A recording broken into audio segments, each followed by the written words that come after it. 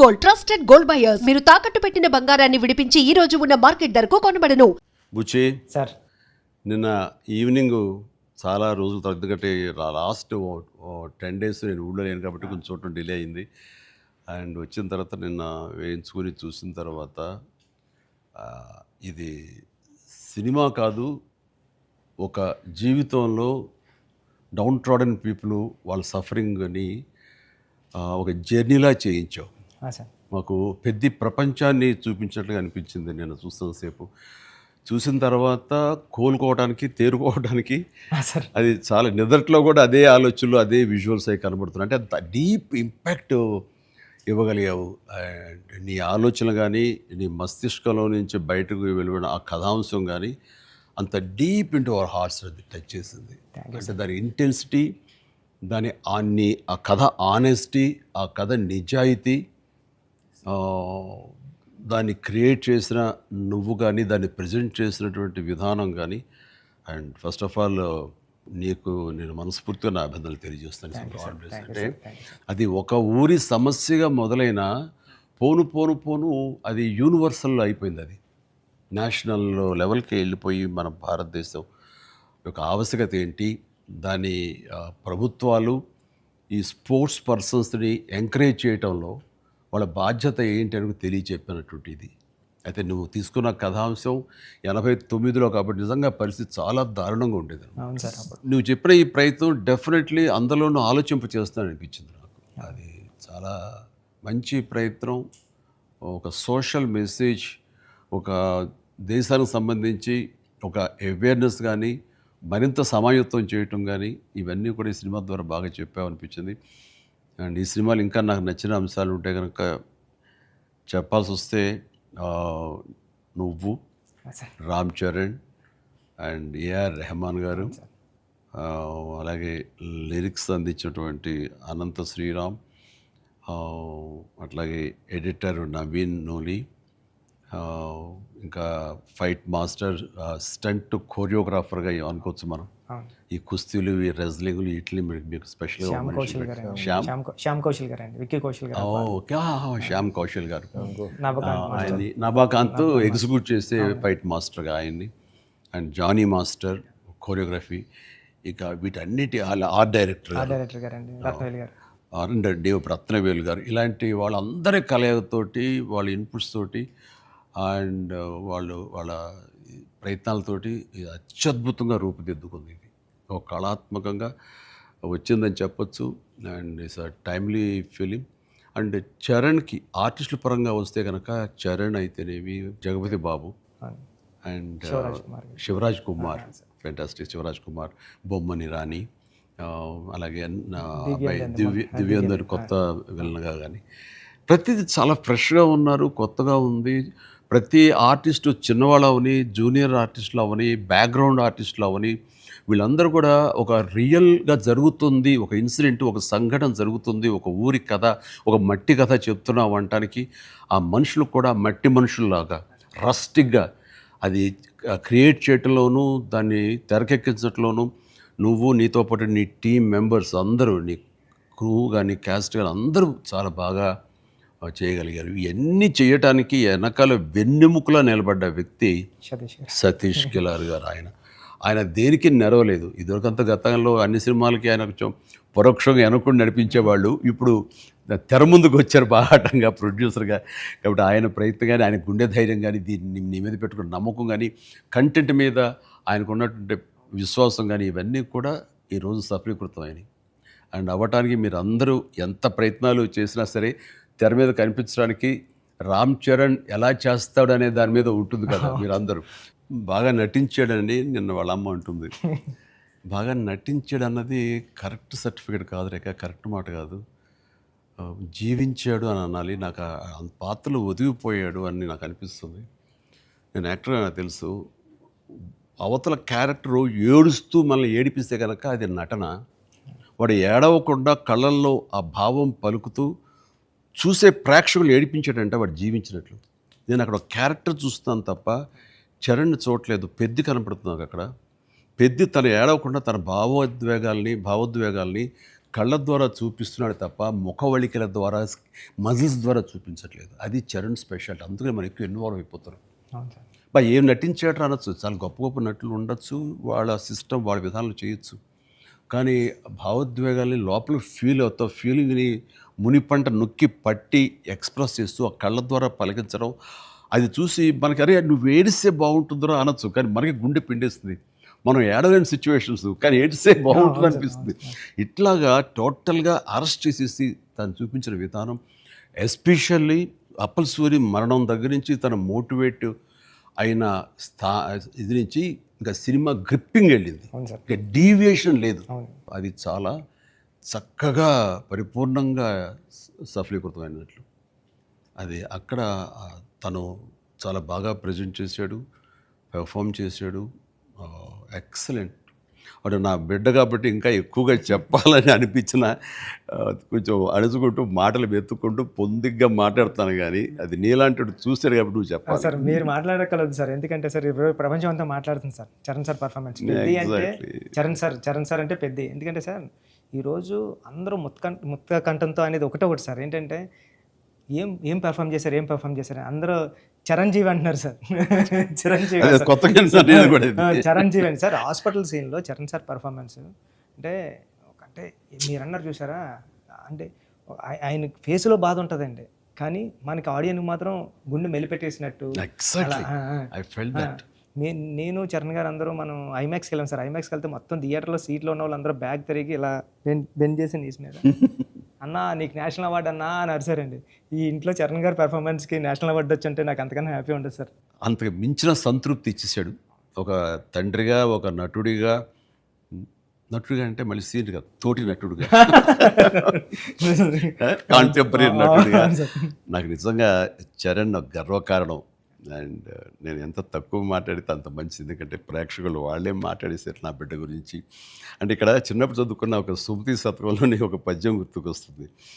ఇది పుత్రోత్సాహం పుత్రుణ్ణి కన్ననాడు కాదు, పదుగురు దాన్ని గుర్తించి వాళ్ళు మెచ్చుకుంటున్నప్పుడు, వాళ్ళు పొగుడుతున్నప్పుడు అది కదా నిజమైన పుత్రోత్సాహం అంటే. దాని అర్థం తెలిసొచ్చింది, ఇప్పుడు అనుభవపూర్వకంగా తెలిసొచ్చింది. And I'm really proud of my son, Charan. I love him. And then ఇక అదర్ క్యారెక్టర్స్ మీరు కన్సిడర్ చేసింది కానీ అది కానీ అప్పల్ సూరి క్యారెక్టర్ జగపతి బాబు టోటల్గా ట్రాన్స్ఫార్మ్ అయిపోయాడు. జగపతి బాబు అని తెలియకోవడానికి అతని కళ్ళు, ఆ తర్వాత అతని వాయిస్ వింటే కానీ అర్థం కాదు. మీ ఇంటర్వ్యూల ద్వారా నాకు తెలిసిపోయింది కాబట్టి, గెటప్ చూశాను కాబట్టి అయింది, కానీ నిజంగా ఎవరైనా కొంచెం కొత్త వాళ్ళు చూస్తుంటే కనుక అతను గుర్తుపట్టలేనంతగా ట్రాన్స్ఫార్మ్ అయిపోయాడు. మనకి జగపతి బాబు కనపడకుండా మీరు అప్పల సూర్యనే మీరు కనిపించేలా చేయటం అనేది మీ కాన్సెప్ట్, మీ డిజైనింగ్, అది చాలా అద్భుతంగా చేసి తను కూడా చాలా అవును సార్. మీరు అన్నట్టు ఒదిగిపోయాడు. అవునండి, మీరు అన్నట్టు అప్పల్ సూరి క్యారెక్టరే ట్రిగ్గర్ చేస్తారు సార్ కథకి. ఏ ఎమోషన్ కావాలో అప్పల్ సూరే జెండా పట్టుకొని పెద్ద చేతిలో పెడతాడండి, అక్కడ నుంచి పెద్ద తీసుకుని ట్రావెల్ అవుతాడు సార్. అది కరెక్ట్ సార్, మీరు ఏదైతే చెప్పారో అది. అందుకే అలా సార్ అప్పల సూరి క్యారెక్టర్ అన్న డ్రైవ్ చేయబట్టే లాస్ట్లో స్టేషన్ కూడా అప్పల వాళ్ళ అయింది సార్. అది చాలా మంచి ట్రిబ్యూట్. అది అక్కడ కూడా చరణ్ పెద్ద అన్నామని అంటే పెద్ద అనేది ఆ క్యారెక్టర్ గ్రేస్, ఆ క్యారెక్టర్ ఇది చాలా బాగా. తర్వాత శివరాజ్ కుమార్ శివన్న ఆ క్యారెక్టర్ ఒప్పుకొని చేస్తాననటం అనేది ముందు అసలు ఫస్ట్ సక్సెస్ నీకు, అది అదృష్టం నీకు. అంటే అంత మంచి మనిషి, అంత మంచి యాక్టర్, దాంట్లో ఒదిగిపోయి చేశాడు. చరణ్ని అదవాయించాలి, గదవాయించాలి, తిట్టాలన్నా సరే అంత స్టేజ్ ఉన్న వ్యక్తి. అతను అంటుంటే కూడా మనకి తండ్రి ఫీలింగ్ వచ్చింది కాబట్టి అది చాలా బాగుంది. అది జాహ్నవి క్యారెక్టర్, అమ్మాయి క్యారెక్టర్ వరకు, ఆ సాంగ్స్ వరకు ఎక్సలెంట్. తర్వాత ఫైట్ కంపోజిషన్స్ కానీ అవి కానీ ఎక్సలెంట్. ముఖ్యంగా క్రికెట్ అనేది మనం గిమిక్గా చేయొచ్చు, అయిపోతుంది, కానీ కుస్తీ రెజ్లింగ్ అనేసరికి ఏమవుతుందంటే బాడీ ట్రాన్స్ఫర్మేషన్ కానీ దానికి తగినట్టుగా మనిషి మారిపోవటాన్ని అన్ని రకాల చేసిన ప్రయత్నాలు కానీ అది ఓవర్ నైట్ కాదు. చరణ్ ఇంట్లో ఎలా కష్టపడేవాడు, ప్రతిరోజు నేను విట్నెస్ చేసేవాడిని. నైట్ ఎర్లీ మార్నింగ్ లేచి 5 లేచి వాడు 6 to 7 చేసి 9 o'clock మీ సెట్కి వచ్చిన తర్వాత మళ్ళీ నైట్ నువ్వు 9 కుదులుతావా 8 కుదులుతావా వచ్చి నీరసంగా వచ్చి కూర్చుని పోయి మళ్ళీ కాస్త సూప్ ఏదో తాగి మళ్ళీ జిమ్కి వెళ్ళిపోయేవాడు. చాలా కష్టం. పైగా అంతా ఆ 70 days వెజిటేరియన్ మీదే ఉన్నాడు. ఉండి ప్రోటీన్ కోసం ఎంత ఇదంటే హై ప్రోటీన్ కావాలి, నాన్ వెజిటేరియన్ తినకూడదు. దానికోసం ఎలా కష్టపడ్డాడు, ట్రెడ్మిల్ జిమ్లోని ఎలా ఇదయ్యాడు అనేది చూస్తుంటే అబ్బా ఇంత అవసరమా, ఇంత కష్టపడాలా, మనం చేసాం కష్టమైన క్యారెక్టర్లు, రిస్కులు చేసాం, కానీ ఇంత చేస్తున్నాడు ఏంటి, దీని ప్రతిఫలం ఎలా ఉంటుంది అంటూ వాళ్ళ అమ్మ అయితే భగవంతుడిని దండం పెట్టుకుంటూ కోరుకుంటూ ఇంత కష్ట ప్రతిఫలం రావాలని. ఎందుకంటే అంత కష్టపడి జనం ఆమోదం పొందకపోతే మొత్తం అంతా ఇదైపోతుంది, వ్యర్థమైపోతుంది. ఇంకా కష్టపడితే ఇంతైనా ప్రతిఫలం అనే ఒక డిసప్పాయింట్మెంట్ వస్తుంది. కానీ ఇప్పుడు ఏంటంటే ఎంత కష్టపడితే అంత ఎప్రిసియేషన్ వస్తుంది అనేది ఈ పెద్ద క్యారెక్టర్ తన కష్టపడినందుకు, జనాలు దీన్ని యాక్సెప్ట్ చేసి వెల్కమ్ చేస్తున్నందుకు, నీరాజనలు పలుకుతున్నందుకు హ్యాట్స్ ఆఫ్. సార్ నా ఫేవరెట్ ఏంటంటే సార్, ట్రైన్ దగ్గర లెగ్ పెట్టడానికి బిఫోర్ వచ్చి ట్రైన్ ఇలా పట్టుకొని రెండు ఇలా పట్టుకొని ఒకసారి బయటకు వస్తారు కదండి ఫ్రేమ్లో, అప్పుడు చరణ్ సార్ ఎక్స్ప్రెషన్ ఉంటుందండి, కళ్ళు అలా మూసి ముందండి జస్ట్ అలా ప్లెయిన్గా శూన్యంలోకి అలా చూసి అప్పుడు లెగ్ పెట్టడం స్టార్ట్ చేస్తారండి. అప్పుడు అందరూ క్లాప్స్ అక్కడే కొట్టేస్తాను సార్. అంటే అలాంటి అంటే చరణ్ సార్ అంత ఇన్వాల్వ్ అయిపోయారు సార్. అంటే ఈ కథ చెప్పడానికి కూడా మేము కారణం జనరేషన్ని ఇన్స్పైర్ చేద్దామనండి. అంటే మేము ఇప్పుడు స్కూల్స్కి వెళ్తాం కదా సార్, అప్పుడు స్కూల్స్కి వెళ్తే స్కూల్ అంటే క్లాస్ రూమ్ బ్లాక్ బోర్డేనా, వాని వెనకాల ఒక ప్లే గ్రౌండ్ కూడా ఉంటుంది దాని వెనకాల అని చెప్పడానికి ట్రై చేస్తాం సార్ ఇద్దరు. అంటే ఆట స్థలం అంటే అమ్మ కడుపులో ఉన్న 9 months ఆడుకోవడానికి ఉంటుంది గ్రౌండ్. బయటకు వచ్చిన తర్వాత స్కూల్లో పిల్లలకి ఇప్పుడు చూస్తాం సార్, ఏ స్కూల్కి గ్రౌండ్ ఉంది సార్, బిల్డింగ్స్ ఉన్నాయి అంతండి. అది చెప్పడానికి ఇన్స్పైర్ చేద్దాం, ఏదో మంచి మాట చెప్పి. ముఖ్యంగా ఈ కార్పొరేట్ ఎడ్యుకేషన్ సిస్టమ్ వచ్చేసిన తర్వాత అండ్ ఎంతసేపటికి మార్కులు అనే దీంట్లో ఇంకా అసలు ఫిజికల్ యాక్టివిటీ లేకుండా పోతుంది. అందులో ఇప్పుడు ఈ బొమ్మని రాని ఒక మాట అంటాడు, చేతిలో వచ్చేసింది సార్ అంటాడు, అందులో ఎన్నో ఆటలు ఉన్నాయి సార్, ప్లే గ్రౌండ్ ఎవరు వెళ్ళట్లేదు సార్ అని.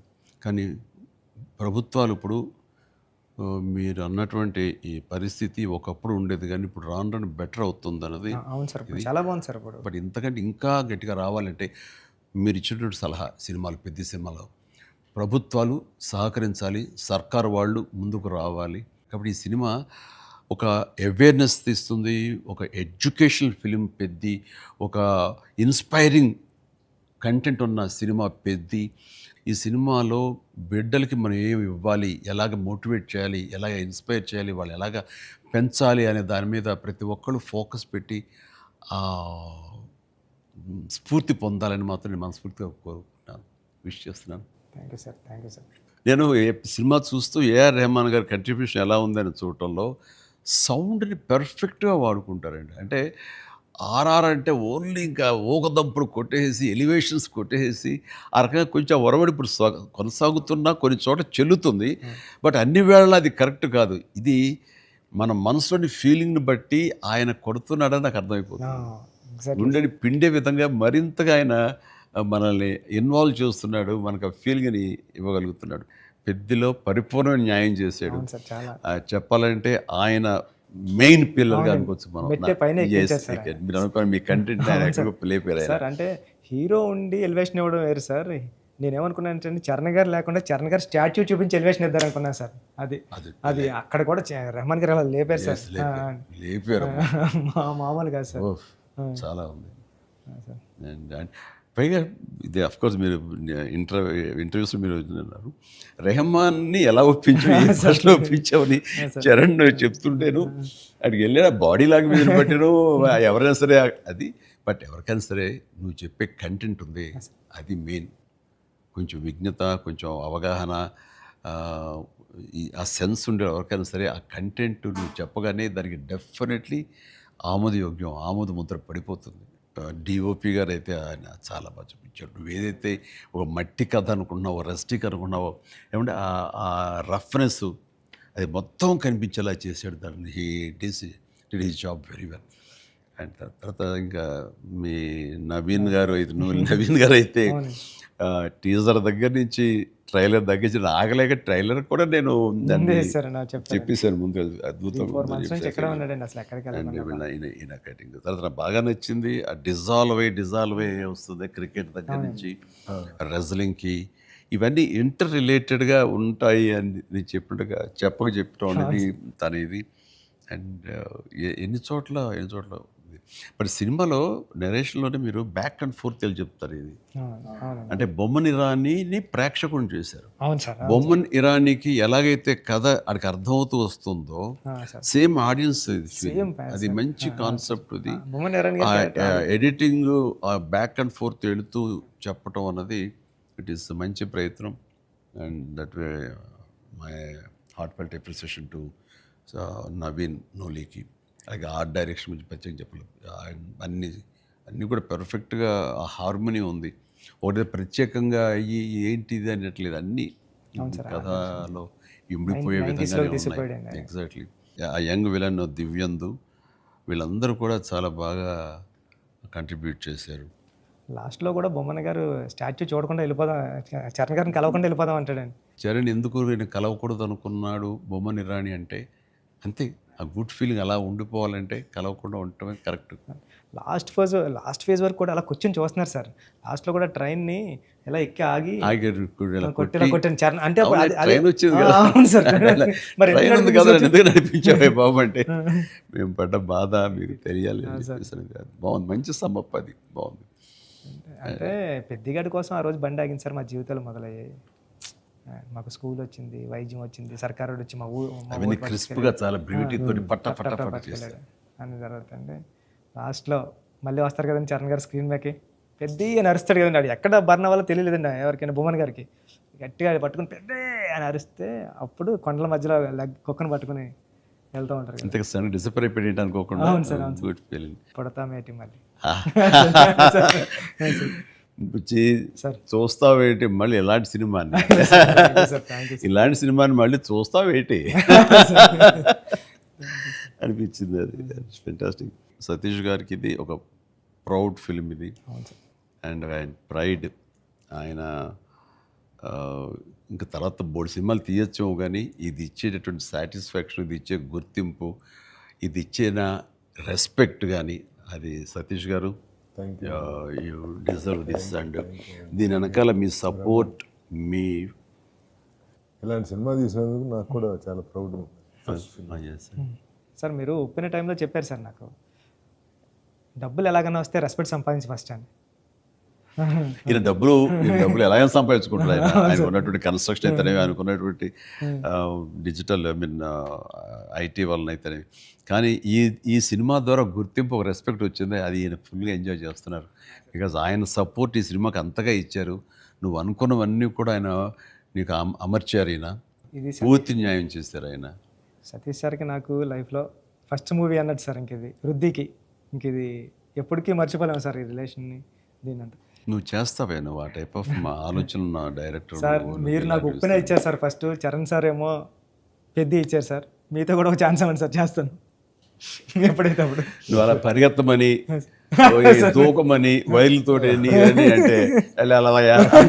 అంటే అయ్యో సార్ మీరు ఇప్పుడు కూడా చేస్తున్నారు సార్. ఇప్పటికి వైర్లు కడుతుంటారు, పైకి లేపుతుంటారు, పల్టీలు కొట్టిస్తుంటారు. మొన్న శంకర ప్రసాద్ దీంట్లో కూడా చేశాను. పని అవసరం వచ్చేసరికి దేనికి నెరవం, దేనికి వెనకం చేసే పరిస్థితి లేదు. ఇంకా ఒకసారి ఎన్ని వైర్లు కట్టి అన్నీ ఇవైపోయింది, కవిలిపోయింది. చరణ్ చూశాడు ఇంట్లో, ఏంటిది అన్నాడు. వైర్లు కట్టి లేపారు. ఇంకా వైర్లు ఇంటికి కడుతున్నారా?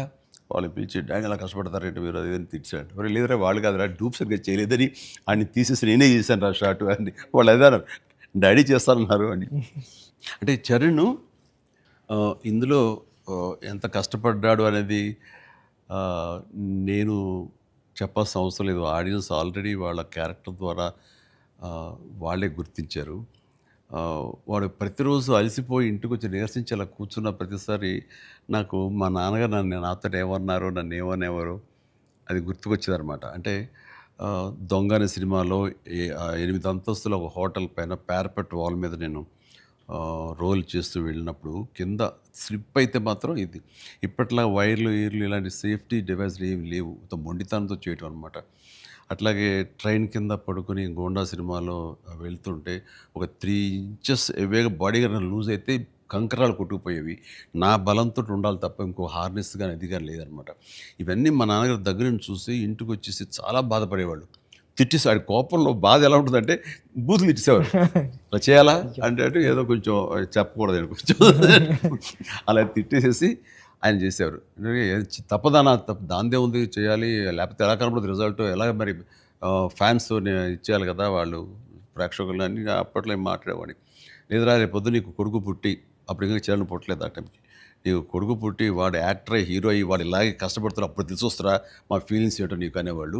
నిజంగా నీ పెద్ద సినిమాకి చేసి వాడు అలసిపోయి వచ్చి కూర్చుని ఈ మణికట్టు దెబ్బ తగిలిందని కానీ, కంటి మీద దెబ్బ తగిలి రక్తం ఇదే ఇచ్చింది, దానికి కుట్లు పడ్డాయి అన్నప్పుడు కొంచెం ఒక హాఫ్ ఇంచ్ క్వార్టర్ ఇంచ్ కిందకి వెళ్తే కంటి గుడ్డేమవుతుందో అనే పరిస్థితి అన్నీ తెలిసినప్పుడు మాత్రం బాధపడి వ్యక్తం చేయబోయాను. నాకు మా నాన్నగారు మాట గుర్తుకొచ్చింది, ఆయన ఎంత బాధపడి ఉంటారు అని చెప్పేసి. అదే బాధ ఈరోజు నేను వాడు కష్టపడి వస్తుంటే మాత్రం నాకు ఉండే పిండి ఫీలింగ్ ఉంది.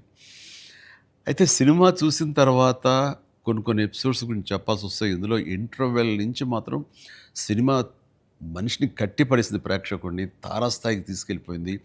ఎమోషనల్ జర్నీ చేయించి ఒక రోలర్ కోస్టర్ రైడ్ లాగా చేయించి అప్ అండ్ డౌన్ చేయించి పినాకిల్ ఇంకా తారాస్థాయికి తీసుకెళ్ళి అక్కడ వదిలిపెట్టారు సినిమాని. ఆటల్లో ముఖ్యంగా చెప్పాలంటే హాస్పిటల్ సీన్ బుచ్చి నా భూతో నా భవిష్యత్తు తలుచుకో నాకు గగురు పడొస్తుంది, గూస్ బంప్స్ వస్తున్నాయి. అసలు హాస్పిటల్ సీను వాడి నటనకి మాట్లాడుతూ చూడు, అది నటనకి, అది నటన కాదు, వాడు ఫీల్ అయిపోయాడు దానికి. అక్కడి నుంచి నా కంట తడి తడి తడి లాస్ట్ వరకు ఆగలేదు. All the appreciation, all the blessings, God bless him, God bless him. దానికి చక్కగా అంత మంచి క్యారెక్టర్ ఇచ్చినటువంటి నీకు hats off, hats off. Thank you sir, thank you sir.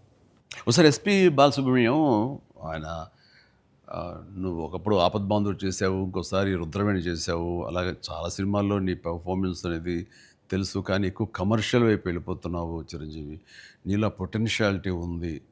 ఎప్పుడో బాలసుబ్రహ్మణ్యం మన కె బాలచంద్ర గారు అన్నది కూడా అతను ప్రస్తావిస్తూ, నీలో ఒక కమలాసనం రజనీకాంత్ అందరి కలయిక ఉంది అంటే ఏదో మాట్లాడుతూ రావాలి సినిమాలు అంటే. అలాంటి కంటెంట్ తోటి మనవాళ్ళు వస్తే కనుక ఎందుకు చేయను, చేసే కెపాసిటీ ఉంది, చేయగలను నమ్మకం నాకు ఉంది, రావాలి అంటే. నువ్వు చేయలేంది చూడండి ఏం లేదు అని అన్నప్పుడు నాకు అవకాశాలు రాని టైంలో హిందీలో ఒక డంగల్, ఒక చెక్దే వచ్చినప్పుడు వాళ్ళ పెర్ఫార్మెన్స్ అది చూసినప్పుడు ఇలాంటి కదా నాకు కావాలని కోరుకున్నాను. కానీ అలాంటి కంటెంట్ తోటి డైరెక్ట్లో వస్తేనే కదా మనకు ఏదైనా ఛాన్స్ అవకాశం ఉండేది. అలాంటి వచ్చినప్పుడు ఆ సినిమాకి ఇప్పుడు ఈ సినిమా కూడా అలాంటి స్పోర్ట్స్ నేపథ్యంలోనే వచ్చింది. ఆ సినిమాల్లో దంగల్ తీసుకుందాం, అది ఫ్యామిలీ ఎమోషన్ అది. అండ్ దోస్ కుస్తీకి సంబంధించిన, రజనీకి సంబంధించిన ఫ్యామిలీ ఆడబిడ్డల వాళ్ళ ఇంటర్నల్ డ్రామా గుండెని కట్టిపడేస్తుంది, పిండేస్తుంది. అండ్ నీ సినిమా ఈ పెద్ద వచ్చేసరికి రస్టిక్ స్పోర్ట్స్ డ్రామా అండ్ అవేర్నెస్ని మోటివేట్ చేస్తూ ఒక రకమైన ఎడ్యుకేటివ్ ఫిలిం ఇది.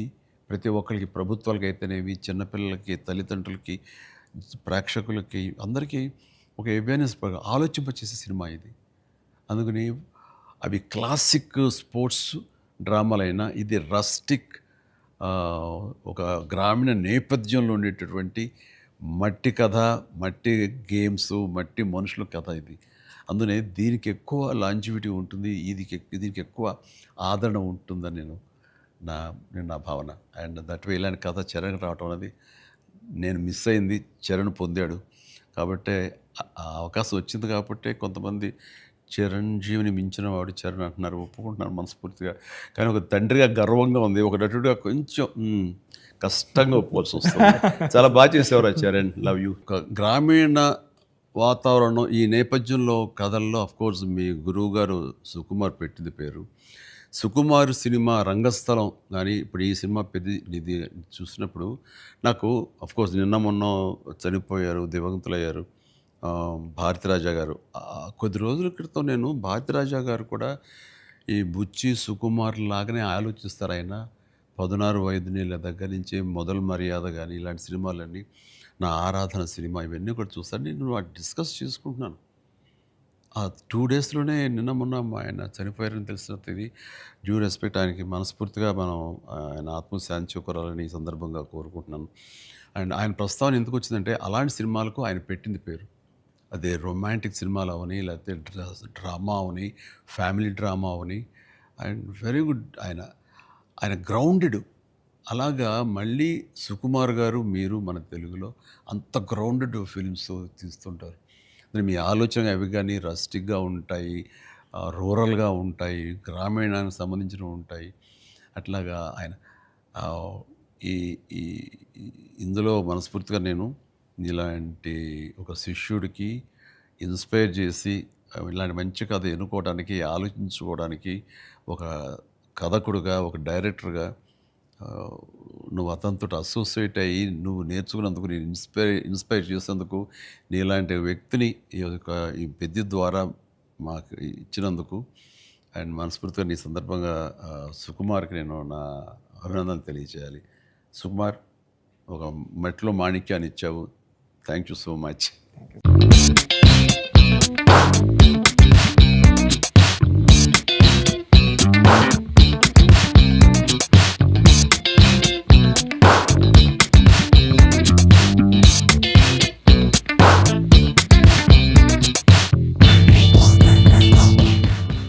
And for more videos, Please subscribe to iDream channel. Subscribe to iDream Media. Please subscribe to iDream. Please subscribe to iDream. Please subscribe iDream. And please subscribe to iDream. For more videos, subscribe to iDream. please like, share, and subscribe to the channel. Congratulations, iDream. Subscribe to iDream. Subscribe to iDream. So, subscribe to iDream Media. iDream ki iDream team andarki huge congratulations. Please subscribe iDream Media. Please subscribe to iDream. Subscribe iDream. Please subscribe to iDream. iDream అంటే నా కళల ఛానల్ను subscribe చేసుకున్న నోరు తిరుగుతలేదు, మీరైతే గంట గుర్తు కొట్టండి. For more such videos, please subscribe to iDream. Subscribe to iDream. Please subscribe to iDream. Please subscribe iDream Media. Please do subscribe to iDream. Please subscribe to iDream Media. For best entertainment and information, please subscribe iDream. And don't forget to subscribe to iDream.